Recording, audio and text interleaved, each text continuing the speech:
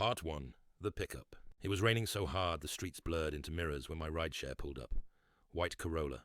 Plate SLP 9132G. Driver, Kenneth. 5 stars. All reviews identical. Safest ride ever.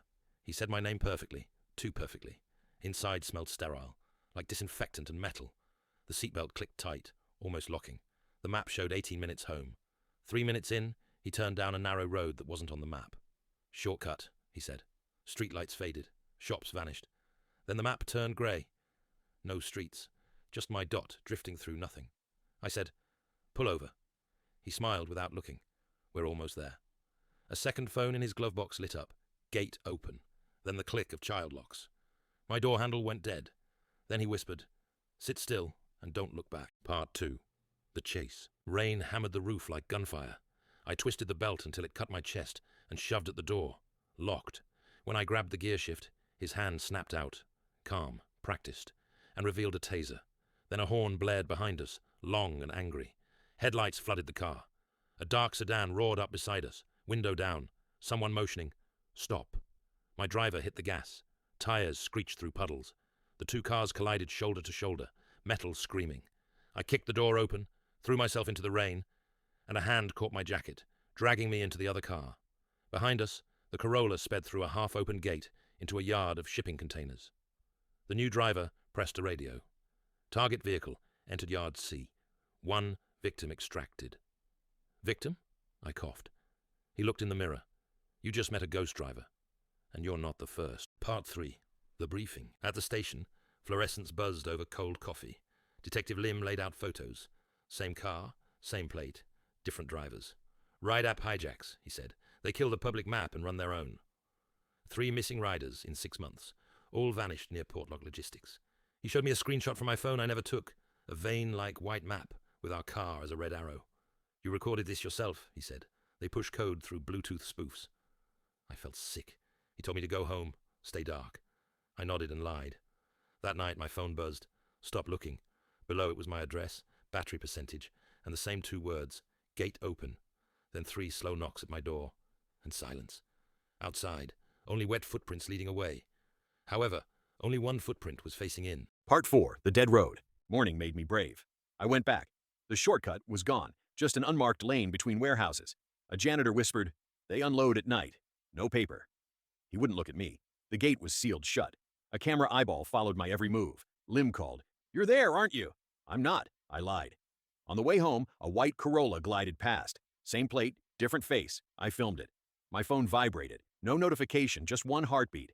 The gray map flashed on for half a second and vanished. Then a new text. Last warning. A minute later, my rideshare app pinged me a priority fare. Destination, my own address. And it was already marked driver arrived. Part 5.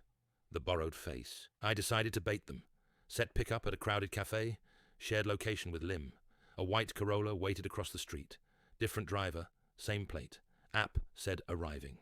2 minutes later, another Corolla pinged with the same ETA. They were duplicating me. Lim texted, "Don't move."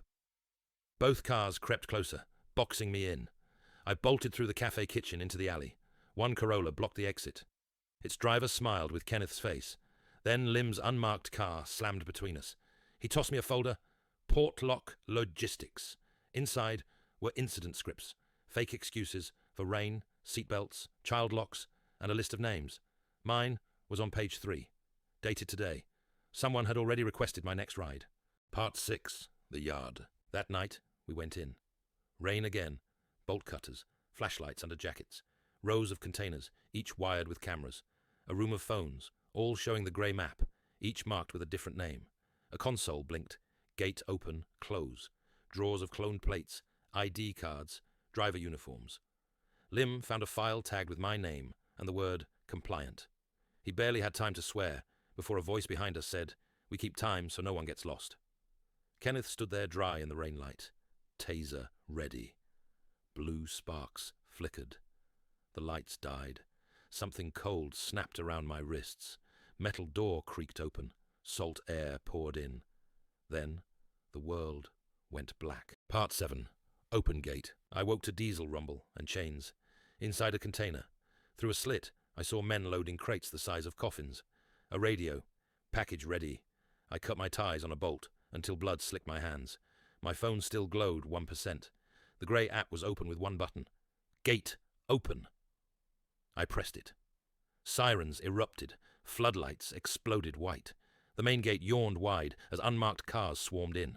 I kicked the door and stumbled out. Lim was there, shouting my name. Kenneth bolted into the control room. We chased him through smoke and rain. He vanished into the dark. By dawn, the yard was evidence, and Portlock was ashes. At home, I charged my phone. It buzzed once. No notification, no light. 2 words on a black screen. Gate open.